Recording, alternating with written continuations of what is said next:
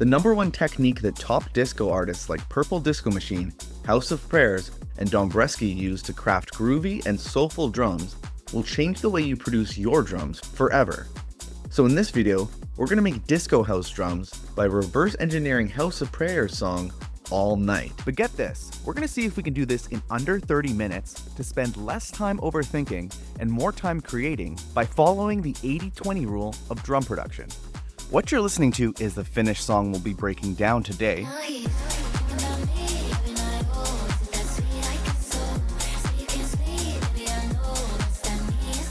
We'll be focusing on drum programming, groove, and sound selection, so you have a framework to follow instead of just relying on intuition. But it gets even better. If you want to take a closer look or save time by using any of these drum parts for your own productions, you can find a link to this video's project files in the description, as well as over 30 project files based on Beatport Top 100 hits, with new files being added weekly.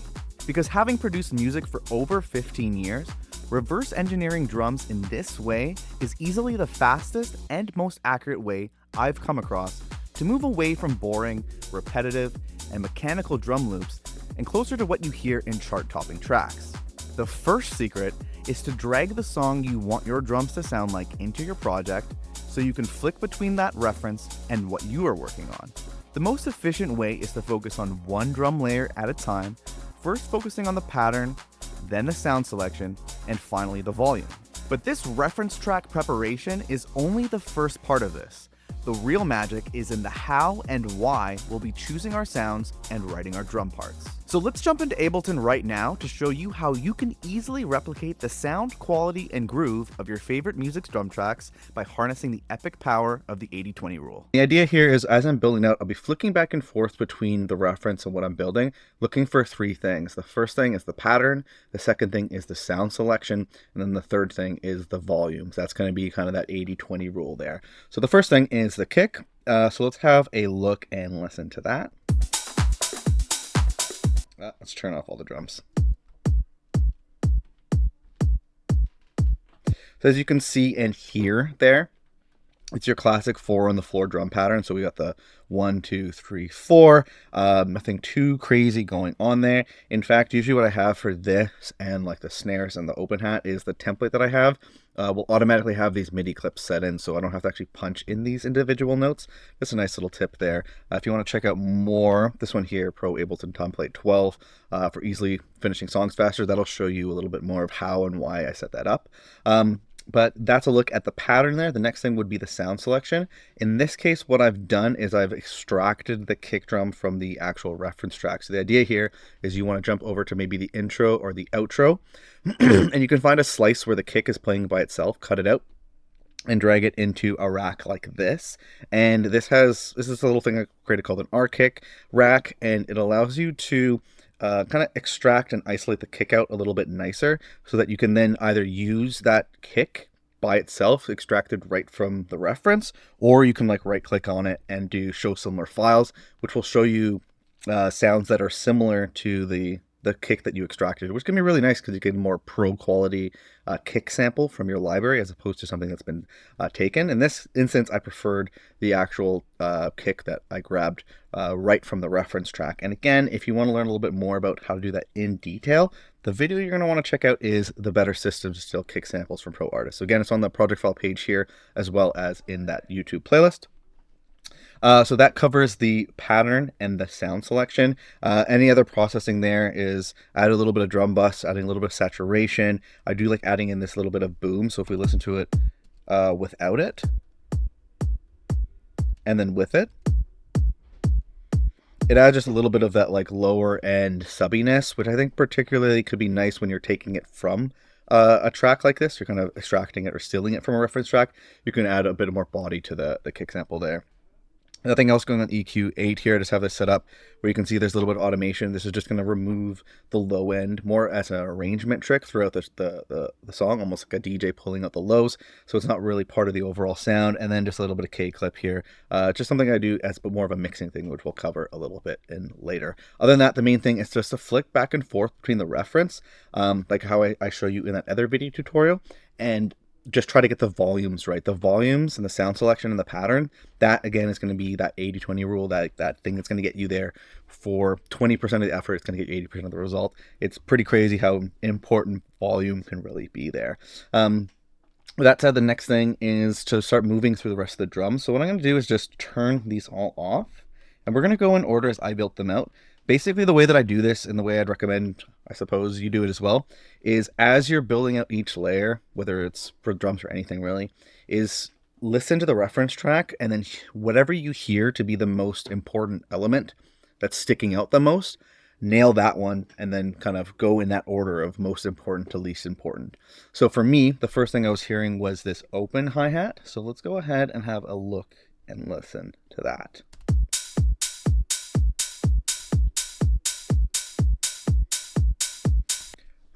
So the pattern here is that offbeat pattern. So on the offbeat, on the offbeat, on the offbeat, very typical for hats and open hi-hats. That's why I have my template set up to already have these notes already in here. And then what I've done is then I believe, I'm wondering if I did any extraction for this. No, I don't believe I did. So basically what I did is I always have basically a curated amount of hi-hats, open hi-hats, and like for any of these tracks, just about to make 3 or 4 or 5 of my favorite sounds, so I don't have to go through like hundreds of sounds each time. And then what I did was I actually think for this one what I did was the similar sound feature. So I did remove like the raw extracted bits, but basically the idea is just to slice out a piece where the hi-hat is playing, and then you can right click it and do show similar sound and then play through similar sounds to that. And what I found was this, and I ended up layering it up with 2 different open hi-hat sounds here. So that kind of gives you a look at the sound selection. And then in terms of the processing, what I have is this sort of channel strip that I've set up. Basically, it's just some EQ. So we're always usually removing a bunch of EQ on the low end, and the hi-hat we're removing quite a bit here. I have this transient designer, which is just removing, playing with the sustain, so like the tail of the sound, so we're tightening it up, a little bit of saturation, and then sometimes I have the ability to do a 1-knob sidechain as well as some width. If you want to learn a little bit more about this, what you're going to want to check out is this VST guide that's in any of the project file pages, and then as well as in the, I think it's called the Minimalist Buyer's Guide in the video of the YouTube playlist, which will show you how to create one of these channel strips and a little bit more about how I created this one. But it's kind of the main moves that I'll do for any of the tracks. But then again, main thing there is flicking back and forth between the reference to get the volume. That's kind of the main thing there. The next thing up is this closed hi-hat. So let's have a look and listen to that.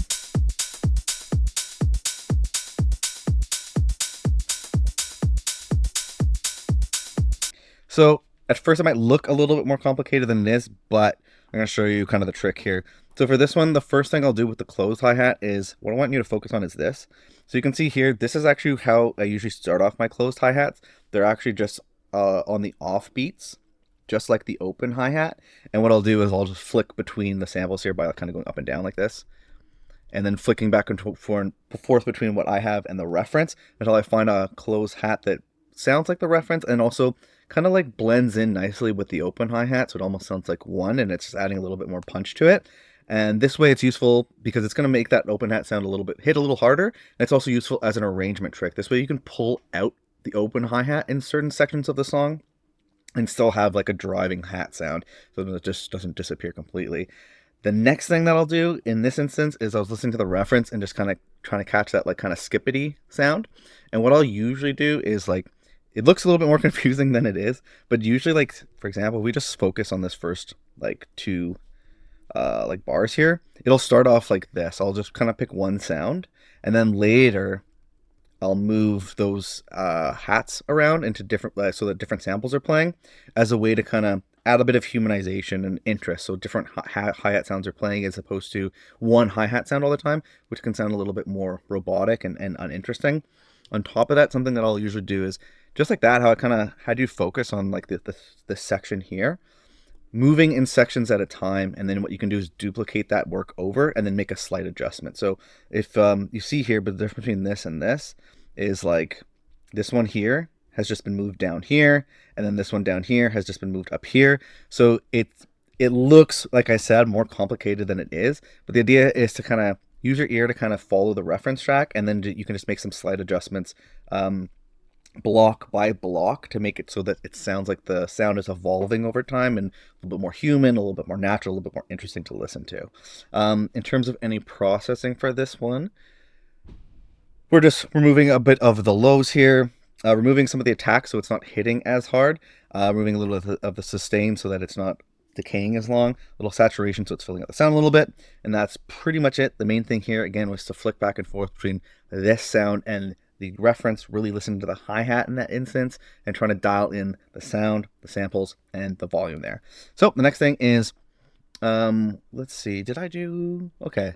This time I did things a little bit differently. Usually what I would do is start with, say, like the open hi-hat, the closed hi-hats, then like do the snares and the claps like these here, and then fill out things with kind of more top loops and these kind of like audio loops, basically, to reinforce those core sounds that we made. In this instance, I wasn't feeling that, and I felt like I needed to add a little bit more something going on here. It was the shaker that I was hearing that sounded really, really important. So let's have a look and listen to that.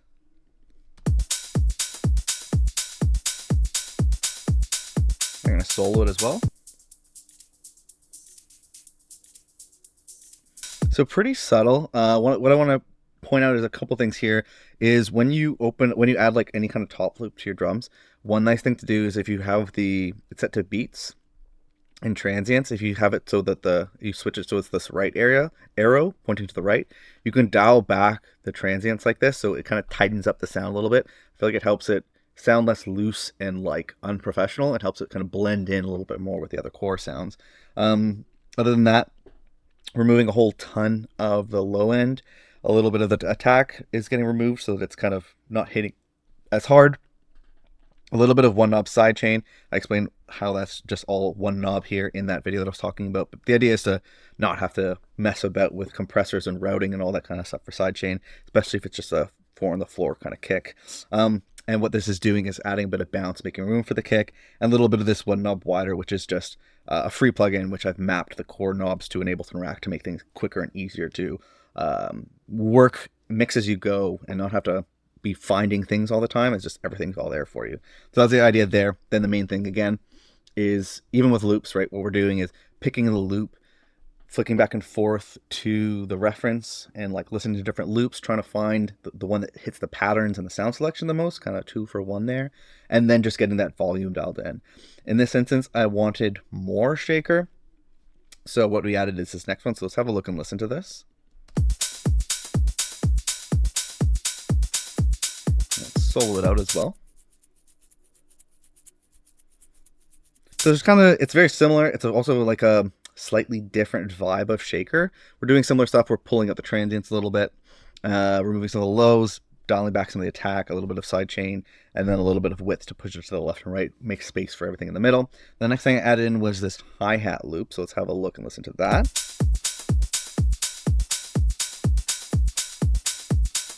Now let's solo it. So the main thing that you can hear is, as I was building this out, it's a little different than what I would normally do, but the hi-hat groove just wasn't kind of enough with these kind of like MIDI placed sounds. It needed more of that like organic, human played kind of touch to things. And so that's why I started to develop the hats more before moving into anything else. So in this instance, just trying to add more of that skippiness to the hat loop that I made, make it sound more human and groovily and shuffly kind of thing. In this instance, I think it's Command A and the Command U to add all these additional little warp marker points, and then setting the groove to a 61, like MPC 61 groove. So that way, I think that's actually happening in all these. No, never mind. Just in some of them. So on this and this. The idea is it slightly moves the hits a little bit and changes the velocity slightly, so they're following a particular shuffle or groove, and that way, since they're all, or most of the sounds are following that same little groove, kind of makes them sound a little bit more cohesive and work together in a way, as opposed to all flopping and slapping together in different in different kind of styles. That's how. Then it was just a matter of running through the same channel strip kind of idea, removing some lows, little sidechain, a little width. The main thing again is the volume. And then once that kind of sounded good, what we have is this. So the kick and all like the hats kind of working, and the percussive elements working pretty nicely. The next thing I added in was these claps. So let's have a look and listen to that.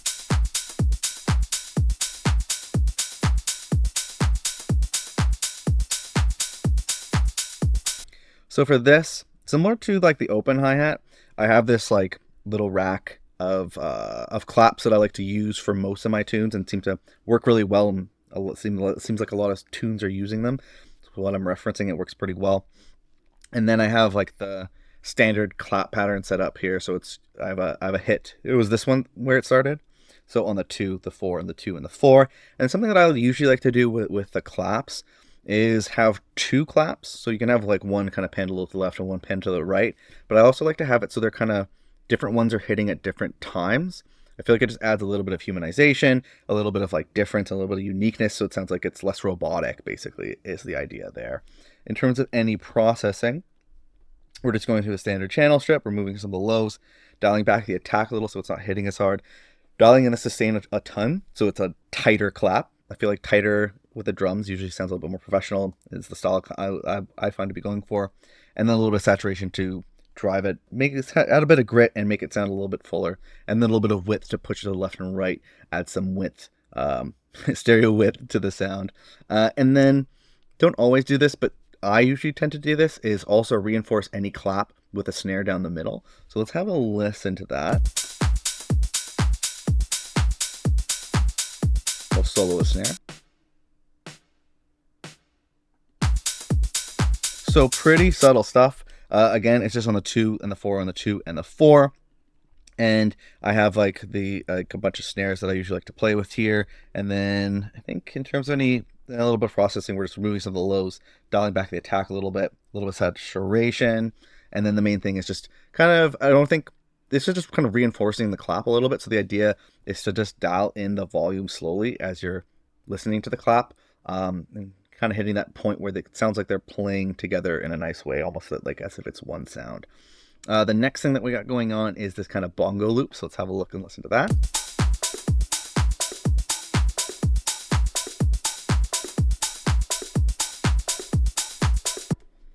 Okay, so the idea here is when I was listening to the reference, I definitely heard some kind of cool bongo-ness going on. And what I just did was I looked up like different bongo loops on Splice, and then I just cut them up to kind of get that like little kind of little groove going. So that kind of nails that. And then in terms of any processing, I froze this one. So if you grab the project file, because it does have like a paid plugin like this effect rack here, so you won't need it. But anyways, removing some of the lows and then really shaping out some of the highs, carving out some of the highs so that it's not too distracting. I wanted the bongos to kind of like sit back in the mix a little bit. And then we're removing some of the attack, again, making so it's like sitting back more in the mix, and then removing some of the sustain right here so the isn't decaying as long. A little bit of the one-up sidechain, so it's kind of pumping and grooving against, making room for the kick, but also kind of giving that like dancey grooveness. And then some saturation, so it's coming out a bit more, adding some grit. And then I believe the effect rack was doing some kind of like left and right panning, so you could also use the auto pan for something like that. The next thing is adding in more kind of bongo-y grooves, so let's have a listen to these.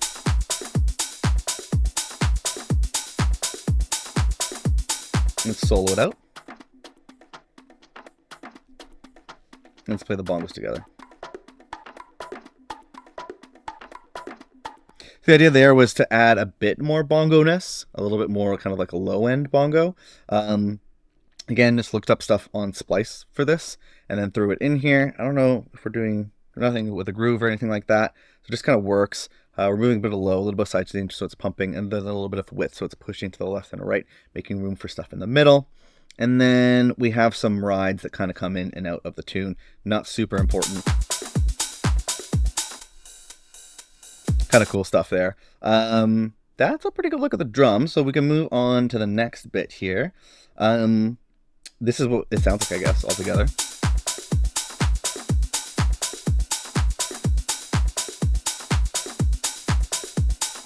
Very shakery and groovy and kind of, yeah, like a Ibiza-y, I guess. Hi, my friend, Matt from Best Friends Club here. And if you've been paying attention, then you probably figured out what the 80-20 rule is when it comes to building out your drums. The goal here is to get 80% of the result with only 20% of the time, energy, or effort.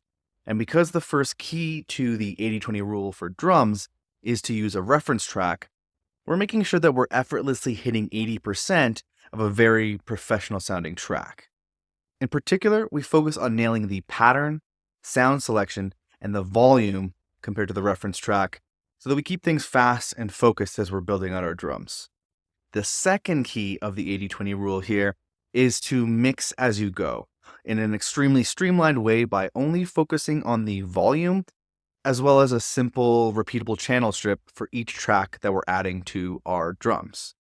The third and final key is to repurpose your old project files and to build up a suite of powerful templates, Ableton racks, and one knob effects that you've personalized and curated over time.